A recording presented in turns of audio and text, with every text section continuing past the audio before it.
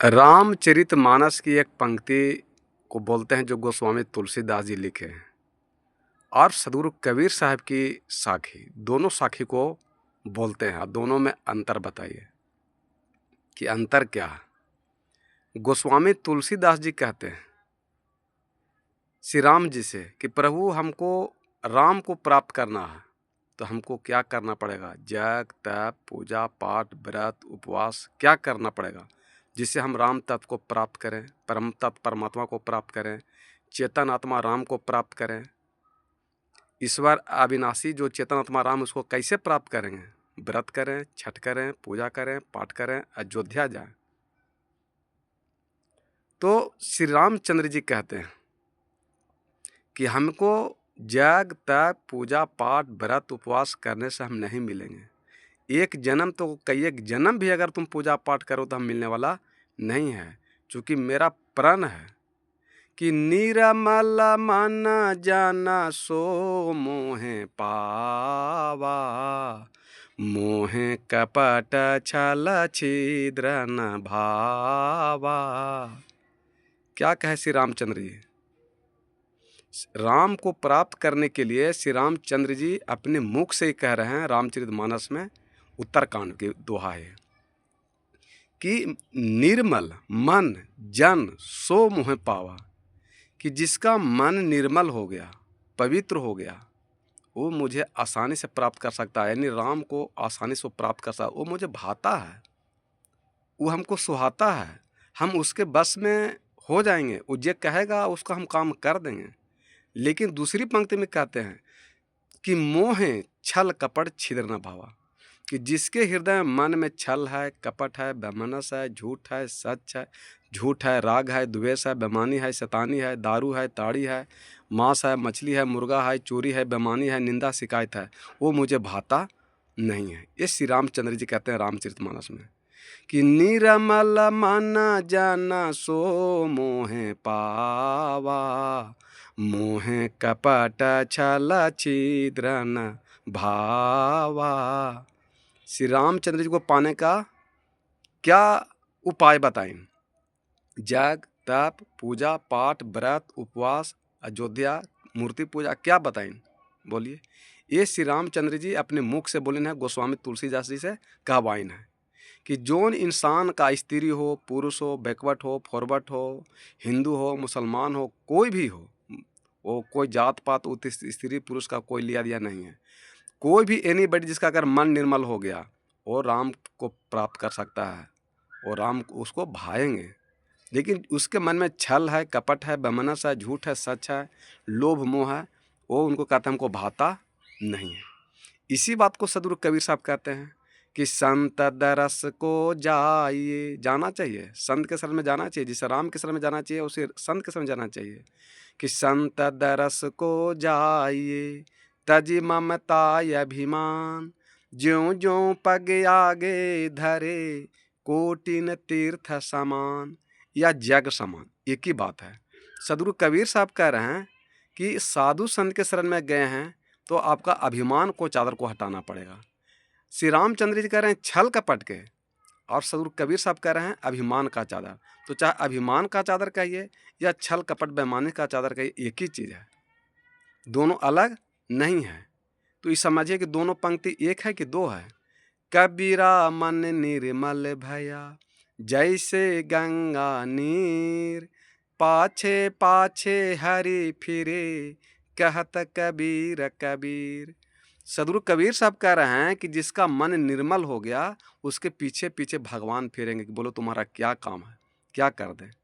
लेकिन आप लोग जितना जग तप पूजा पाठ व्रत उपवास कर रहे हैं, लेकिन मन निर्मल नहीं है, विचार निर्मल नहीं है, आचरण निर्मल नहीं है, खान पान निर्मल नहीं है, तो राम शिव कृष्ण कैसे प्राप्त कर सकते हैं? संत महात्मा का आशीर्वाद कैसे प्राप्त कर सकते हैं? तो इस सोचिए, रामचरितमानस की पंक्ति बोले हैं और सदगुरु कबीर साहब का पंक्ति बोले हैं, तो दोनों एक है कि दो है? आप अंतर जरा इसको ढूंढिए। तो आज कबीर साहब को मानने वाले राम से नफरत करते हैं, रामायण से नफरत करते हैं, और रामायण को मानने वाले सदगुरु कबीर साहब से नफरत करते हैं। तो इस शब्द के फेरा में उलझाने की कोई ज़रूरत नहीं है। इस शब्द के फेरा में आदमी उलझा हुआ है कि हमार वाला ही पंथ नहीं है, तो हमार वाला भगवान नहीं है, तो हमार वाला गुरु नहीं है, तो हमार वाला सदगुरु नहीं है, हमार वाला भगवान नहीं, ये सब भ्रम है। उनका नाम अलग अलग रख दिया, लेकिन भगवान वो एक ही को हैं। इसलिए ये सब मन को बस में कर करके, ईर्ष्या द्वेष न करके, छल कपट न करके, वो परम तत् परमात्मा एक हैं कि परवश जीव स्वस भगवंता, जीव अनेक एक श्रीकांता। उनका नाम भले अनेक हो सकता है, लेकिन परम तत् परमात्मा एक ही हैं। जो हमारे हृदय में चेतनात्मा राम है, जो आपके भीतर में चेतनात्मा राम है, जो एक बैल में, मुर्गी में, खस्सी में, सांप में, बिच्छा में जो चेतनात्मा राम है, वही मनुष्य के अंदर में चेतनात्मा राम है। दोनों में कोई अंतर नहीं है।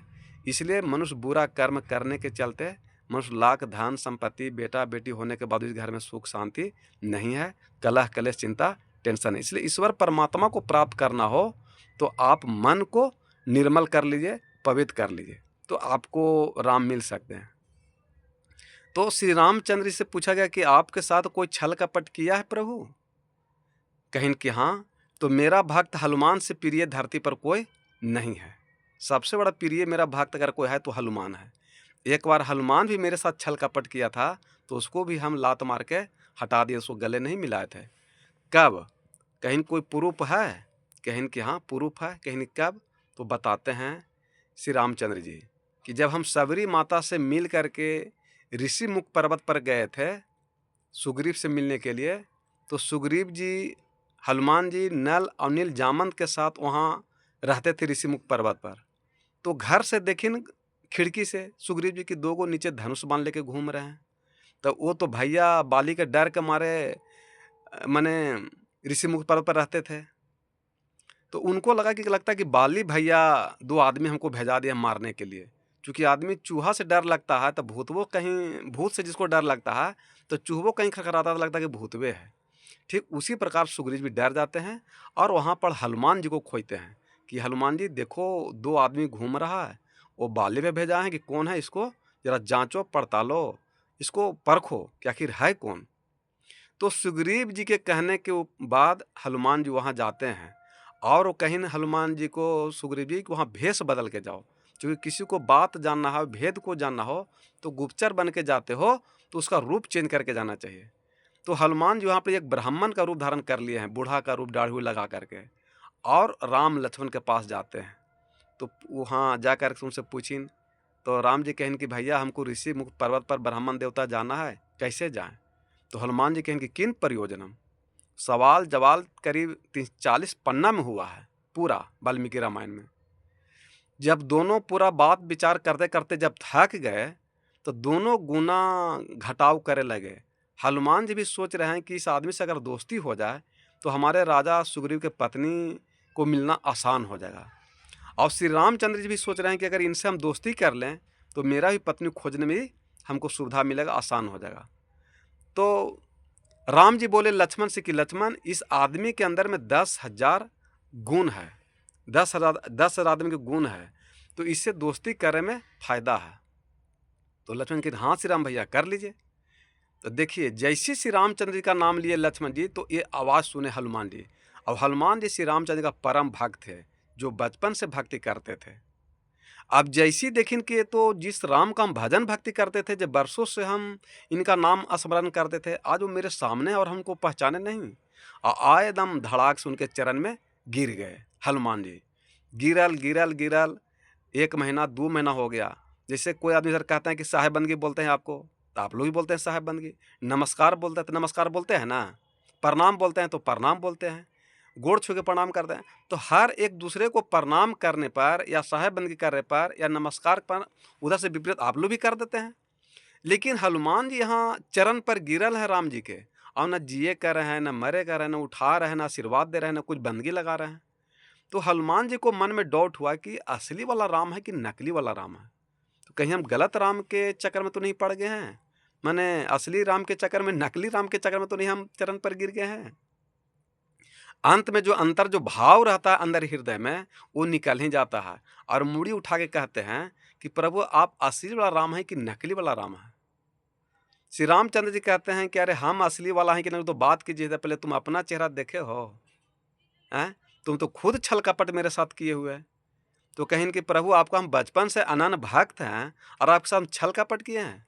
तो श्री रामचंद्र के अभी भी तुम छल कपट हो कैले हो।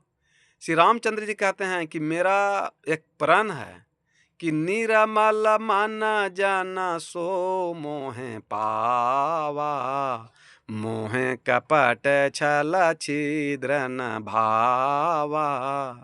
श्री रामचंद्र जी कहते हैं कि मेरा कोई कितनो बड़ा भक्त हो, भूखा रहे, प्यासा रहे, जग करे, तप करे, व्रत करे, उपवास करे, एक जन्म क्या 100 जन्म भी अगर भूखल प्यासा अगर मेरे चरण में पड़ा रहेगा और उसके मन में छल कपट बेमनस रहेगा, तो हम उसको उठा नहीं सकते हैं, आशीर्वाद नहीं दे सकते हैं। ये मेरा प्रण है। तो हनुमान जी कहते हैं कि आप छल कपटी नजर आ रहे हैं, तो कहें कि अभी भी छल कपट तुम लग रहे हो। तो सुग्रीव जी के कहने के ऊपर वो तो रूप चेंज कर लिए थे, दाढ़ी मोछ बढ़ा के बूढ़ा बाला बन गए थे, और वो दाढ़ी मोछ कवारना भूल गए थे और चरण पर गिर गए राम प्रभु के। तो उनको याद आया कि अरे रे, हम तो दाढ़ी मोछ बढ़ा करके आए थे, बूढ़ा का भेष धारण करके, हनुमान तो थे नहीं। तो जैसे उनको याद आया तो दाढ़ी मोछ कवारे, तो अपना असली रूप में आए, और जैसे असली रूप में आए तो फिर श्री रामचंद्र को सीने से लगा लिया और आशीर्वाद दिया। ठीक उसी प्रकार आप कोई भी देवता देवी की पूजा पाठ करते हैं, कीजिए, लेकिन आपके मन में छल कपट बेमनस झूठ सच रहेगा तो कोई भी देवता देवी आपको गले नहीं लगावेंगे, आशीर्वाद नहीं देंगे, सुख शांति आपको नहीं दे सकते, दुखे दर्द पीड़ा मिलेगा। ये श्री रामचंद्र जी का कहना है। तो एक राम जी के शिष्य हैं हनुमान, और एक बुद्ध भगवान के शिष्य हैं आनंद। जहाँ पर भरत और लक्ष्मण नहीं जा सकते हैं, वहाँ पर हनुमान जी जाते हैं, और जहाँ पर बुद्ध भगवान रहते हैं वहाँ पर आनंद जी जाते हैं। तो ये दो वो प्रिय दोनों को शिष्य हैं। तो वैसे शिष्य भी एक बार अपने परमात्मा गुरु से छल कपट कर दिए तो उसको गले नहीं लगाए, आशीर्वाद नहीं दिए। इसलिए जो भी इंसान गुरु संत महात्मा देवता देवी की पूजा पाठ करते हैं, तो आप अहंकार, क्रोध, घमंड, लोभ, मोह, बेईमानी, शैतानी, छल कपट, बेमन्नत, झूठ को हटा करके निर्मल मन से कोई भी अपने देवता का आराध का पूजा पाठ कीजिएगा, तो उसका फल आपको प्राप्त होगा और पूरे परिवार का कल्याण होगा। तो सदगुरु कबीर साहब का वाणी और श्री रामचंद्र जी का वाणी, गोस्वामी तुलसी, दोनों एक है कि दो है? आप कमेंट करके हमको बताइए, और हमको बताइए कि दोनों एक है कि दो है। और हमारी वाणी से अगर दुख तकलीफ हुआ तो क्षमा कर दीजिएगा।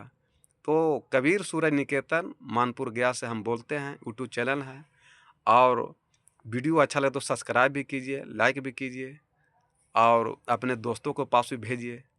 बोलिए सद्गुरुदेव भगवान की जय।